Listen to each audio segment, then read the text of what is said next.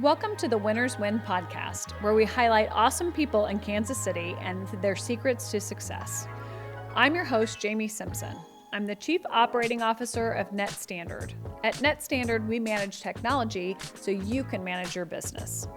Today's guest is Ken Bramble, producer and benefits consultant for Hub International, who joins me for an open and authentic talk about mental health and the importance of being who you are. Hi, Ken. Hi. Thanks for joining me. You bet. Did you find it okay? I did find it okay. Yeah, it's awesome. The location's great. Good. Have you ever been in this building No, before? and I love it. It's a really cool building. Yeah, it's way cooler than I am, so. It is way cooler than our office as well, which is why we're here. Well, that's fair. That's great, yeah. Right. You can always borrow somebody else's cool stuff. Yeah, you don't write have that to have your down. own. I mean, not your shoes, but other things moving on. you can buy. Yep. Okay, so to get started, Ken, I always like to ask people, this is the Winners Win podcast, so we're going to spend most of the time talking about all of your many, many successes and the things that you're doing. But I like to start by asking you for a memorable failure. So I think for me, 12 years ago, my two sons are 10 and 7, and I took on the big new job, bought the big house, joined a nonprofit board, and started a church plant all at the same time.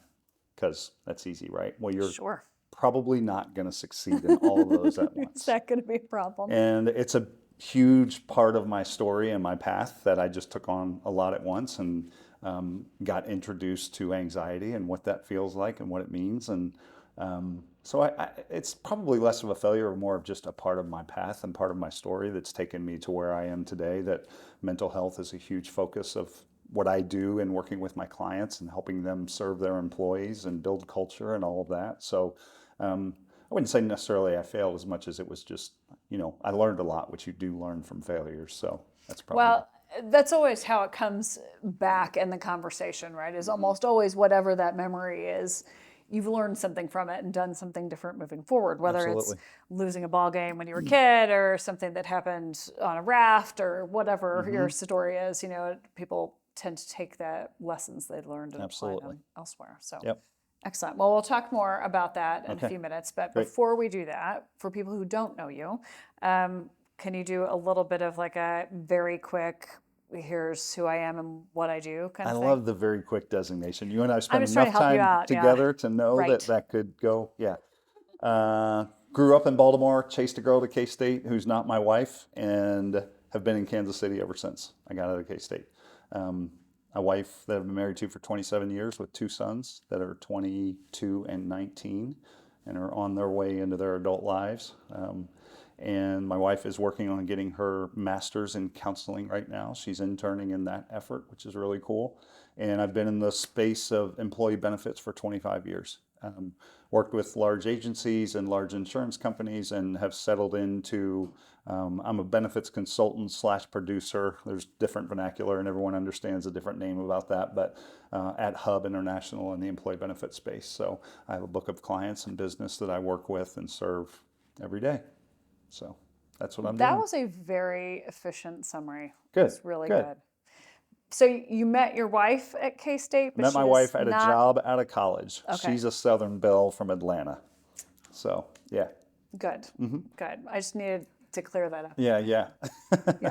So you and I met during the pandemic, I think. Absolutely. And I can't exactly remember how we connected, which is not necessarily I'm important. the worst at remembering who connected us, and I'm the either. worst at remembering who I connected.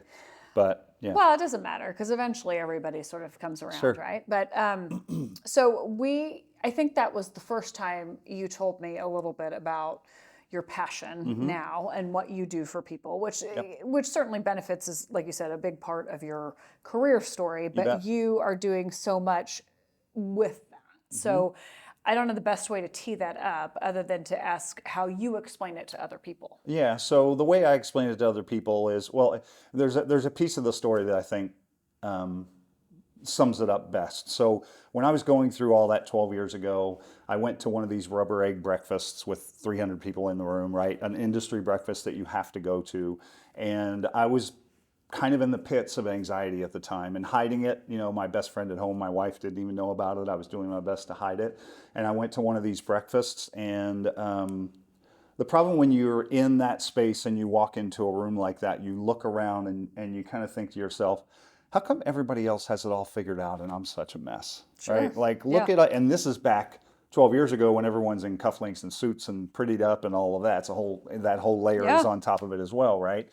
And you just feel like you're the only one that's ever gone through it before. And that day, Ryan Lefevre from the Royals was the speaker, and he's written a book about his own experience with that issue. And so all of a sudden, the main guy in the room is saying the same thing that I'm dealing with at the time. And so when it came time 12 years later to begin working more closely with clients and all of that, I decided that the hill I was going to die on was to be Ryan Lefevre to others and just be very open and transparent with my own story and let people know that if they think they're the only one that's ever felt that way, they're not. Well, that was 5 years ago, and then COVID happens, right? And the stigma comes down even more.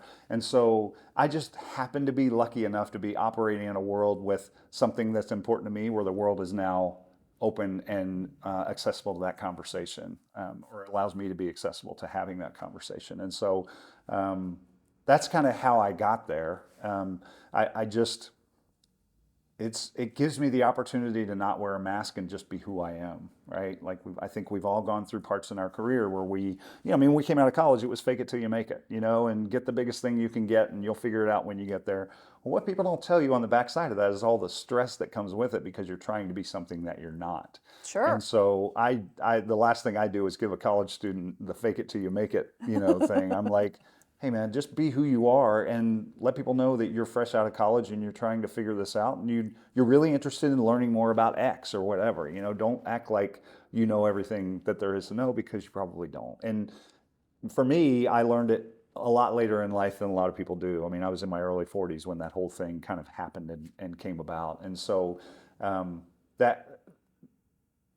like I said, the world has changed in a manner where I can just be open and honest with who I am.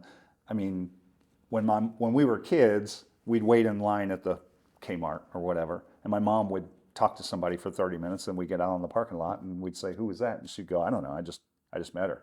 We called mom crazy for that, right? Like, you just told her your whole life story. You were in line. Well, guess what I do every single morning when I sit down and have coffee with someone, right? I just have a frank conversation about who they are, what their story is, and who I am, and what my story is.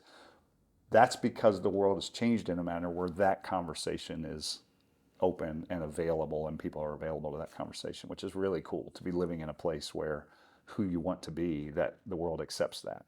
So. Well, and thank goodness, right? Because I think it was, I think when we think about anxiety or any of a sort of a stream of issues around mental health, I think there's so much of that had to be made so much worse by the fact that you really couldn't talk about it, right? Yeah, there was no, even among, and you know that I'm on the board of a domestic violence advocacy, but we talk a lot about the stigmas behind that. And even within your family or your religious institutions or whatever, there's certain stigmas behind conversations of a certain variety. And certainly, like when I think about my grandparents or my parents, they grew up, there were a lot of things that you didn't talk about. That's exactly right. And so I do think, I think we live in an interesting time when it's great that we can be so open and talk about things. There's an appetite for it. I think it's good, and hopefully it helps our kids be better at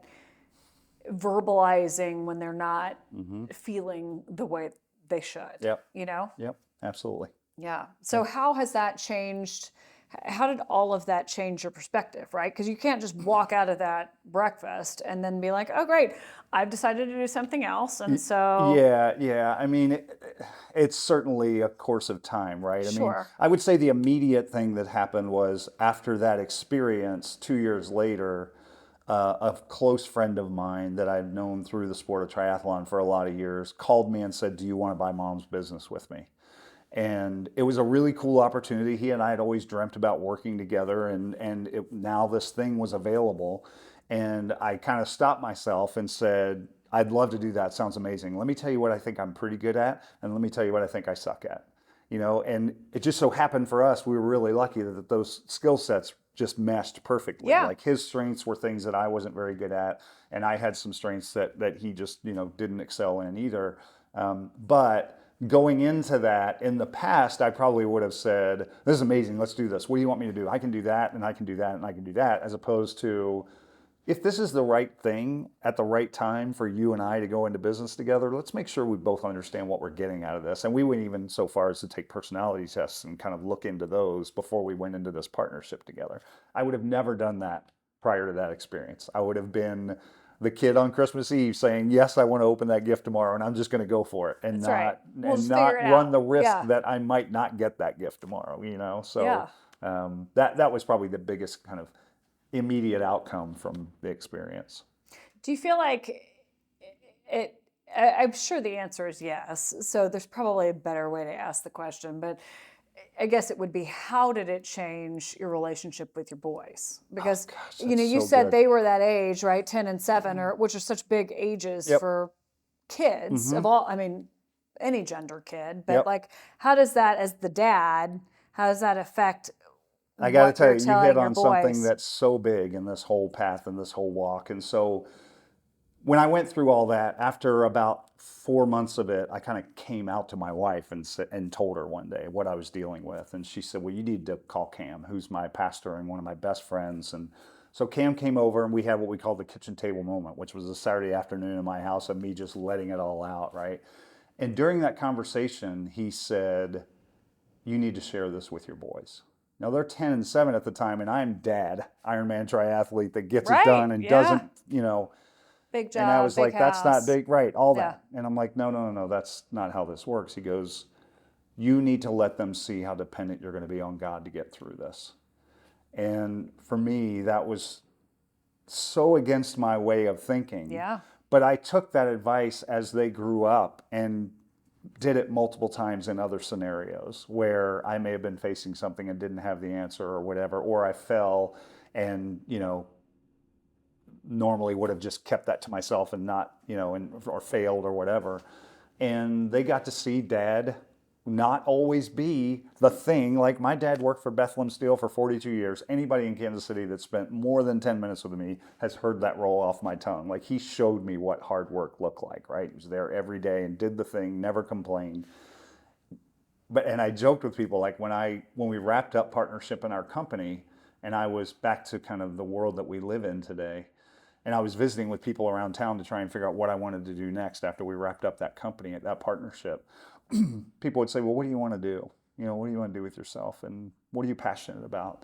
And I kept hearing it over and over again. And I finally just kind of said to someone one day, my dad worked for Bethlehem Steel for 42 years. And I'm pretty sure never once during his career did somebody say, tell me what you're passionate about. Like putting food on the table for my family. That's what I'm passionate about. Eating. And that right there paints the picture of the change over the last 50 plus years in our society and the way things have changed. Like, there's an appetite for that conversation around what are you passionate about or whatever, but. Although there's two sides to that coin, right? I mean, as a parent, I think,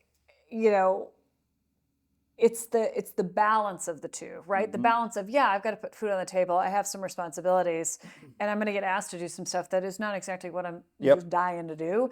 And yes, it would be great to have a passion and do some things. And I find with the kids sometimes, they're sort of one way or the other. They're either the all in, I'm doing all the things, or they're like, I just don't really feel like doing that today. And then you have to have that, well, I don't really feel like doing a lot of things. You're dead on with the two sides of the coin. The pendulum needs to be here, right? Not either one of those and it has extremes. And I do think, I think our generation, is better at, most of us, in terms of parenting. I think a lot of us do sort of have the covers pulled back a little bit in terms of, hey, I really screwed that up. Hey, this is something that I don't like about my job, or this is something and I think kids, I still think, you learn what you see. It's not so much what anybody's saying, it's what we're doing that they, pick up on. Well, but I bet that was just huge for your boys, because I think to be able to be a man growing up and understanding okay, it's okay for me to try some things and not like them. And it's okay for me to do things and make a mistake. Yep. And all of that's okay, Well, and like you said, to a certain degree, right? Like I told you, I just came from a peer group meeting, and one of the conversations we were having was, as the CEO of my organization, how transparent can I be? We were sitting there having a conversation about transparency. And it's kind of like, you want them to come on board with you and you want to be transparent and genuine and all of that, but you also want them to know that you can lead, right? And that the world is not crumbling beneath them, because some people can't deal with that kind of information. That's right. Like, it's lonely at the top, and that CEO is dealing with a lot that they can't share with other people. And if they share everything with the team, that their self-doubt that can really be detrimental to the organization. And the conversation we were having is, where is that line, right? Like, how transparent and forthright can I be with information about the organization without it being detrimental and people worrying that the ground is crumbling below us, Yeah, I mean, we could have a whole conversation just about that. Yeah. It's an interesting topic, right? And I think it's one that's when it's nice to have peers that you can, because a lot of times those conversations can't happen within the walls of your company, right? They need to happen with somebody else, because you've got to ferret out how all of that's going to work. Peer groups, right? Yeah. That's what they're for. Yeah. So anyway, that's really good. Yeah. So we kind of got off on a tangent. Yeah. So, Sorry. no, it's good. It's really interesting. And you and I have a tendency to do that. So I'll try to focus in. But so tell me now, I know you've got some big things coming up, and you've been working sort of in this balance space between how you do what you're passionate about and how you live out of your best, most well self, right? So talk to me about some of the things you're doing now. Yeah, I'd say the biggest one is an event that we're doing on April 4th. And back to that, I want to be Ryan Lefevre to others. That was kind of where this event that we're planning. I'm producing it with Melissa Winden, who's a colleague of mine at Hub, and then Jen Toro, who's a very familiar name in human resources around town, and focuses a lot on culture and all of that. Okay, Ken, you were telling us about the event that's coming up on April 4th. Yeah, so where this whole thing came about, and what I noticed is that in working with clients, when you're having the conversation around mental health and the fact that stigma has come down and all that, especially since COVID, there's been a bit of a rush to market with solutions, right? Companies that have ideas, whether it's telehealth or beyond an EAP or whatever it is, there's all these things that are kind of on the shelf that we can leverage. Yeah. And it seemed to me that senior leaders and HR professionals within organizations have good intentions to want to put something like that together, but really don't know where to start or how to make them work together or whatever. And so that was really my priority with trying to produce an event like this, was to help people understand, senior executives, owners, HR professionals, on how to build out a strategy, right? And so we are producing this event that's called Mental Health as a Business Strategy, Thought Leadership on the Modern Workforce, which I know is a mouthful, but the strategy piece is really the highest priority of that. So the first half of that event is going to be myself and Jen Toro and a gentleman named Don Carter, who, if you haven't met yet, you need to meet. And we all have our own stories of anxiety or trauma, and so the first half is just going to be us kind of doing a panel discussion about that, right? Just to point out, like Ryan Lefevre did to me, that this stuff is out there, right? And it doesn't always look like you think it's going to look. Yeah. The second half is going to be a colleague of mine named Fran Scott, who has built something called a strategic frame, which is a very intentional path to travel down to build a 1 to 3 year strategy around mental health to offer to your employees within your organization. So that's the more kind of tactical, part of the event. But it'll be on April 4th. It'll be at the Johnson County Arts and Heritage Museum on like 89th and Metcalf. The invitations, and by invitations I mean the invitation, will start getting posted and going out to everybody this week. But everyone is welcome to join, and there's no cost to it. We just want to get that message out and have a room where people can learn something about the fact that it's going on, and the second part about how to actually begin to take action to provide for their employees.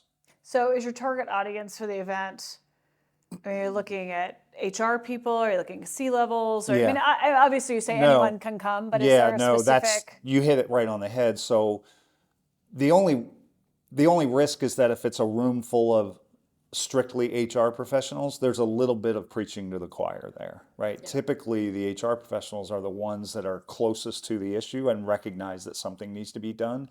It's when the conversation gets to the C-suite and there's ROI conversations around it and all of that, that it starts to hit a wall. And so initially we were talking about charging for it, and there was an idea of, if you're an HR professional, bring an executive and you get 2 for 1 or whatever, you know. So we do want to have leadership teams in the room to hear the message, so that they can see that there needs to be attention put to this, and this is how you would begin to travel down a path to actually do something about it.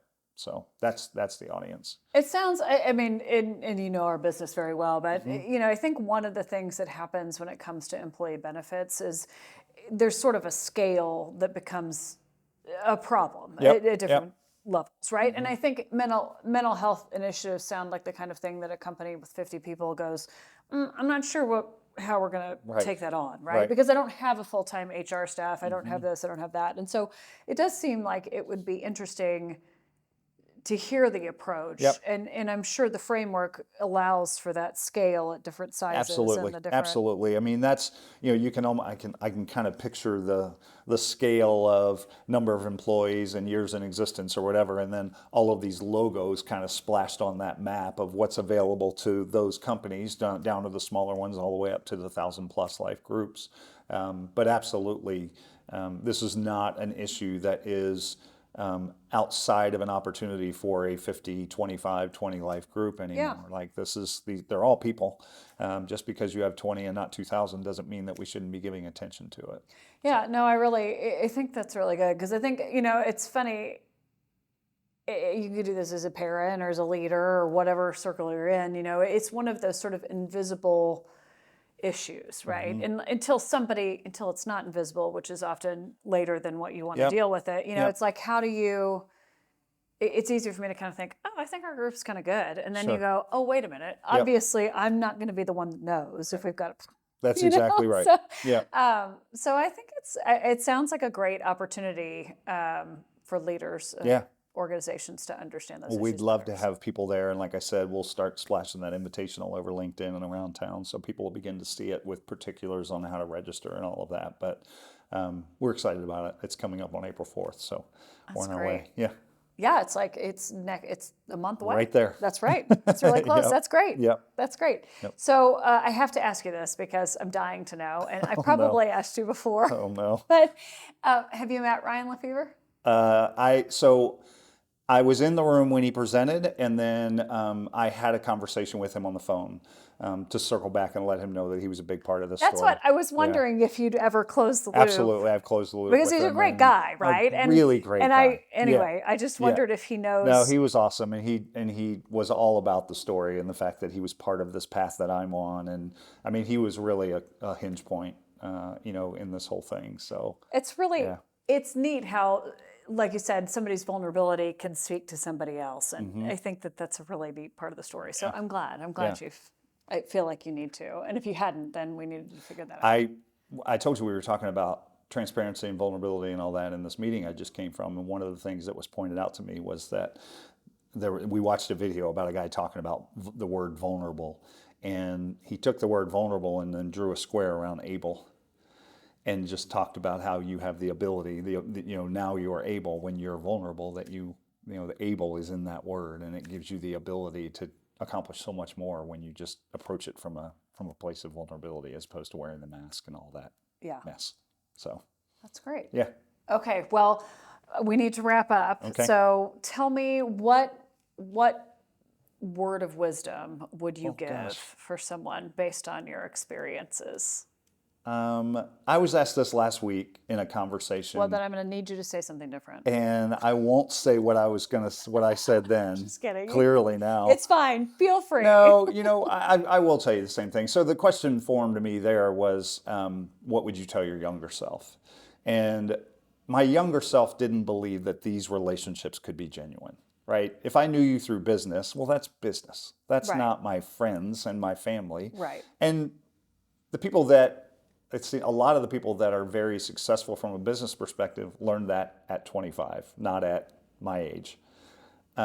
it took me a lot longer to come to grips with that. And once I did, then a lot of things opened up just as far as building a business and forming relationships and being genuine with people and all of that, And so I guess my biggest word of wisdom is that, there's a level of authenticity that can actually come from these relationships that they don't have to be just put in this little business box and that's where they stop. I mean, the guy I sat and watched the Super Bowl with is a client of mine and one of my closest friends now, and that was a relationship that was born through me approaching him from the business perspective.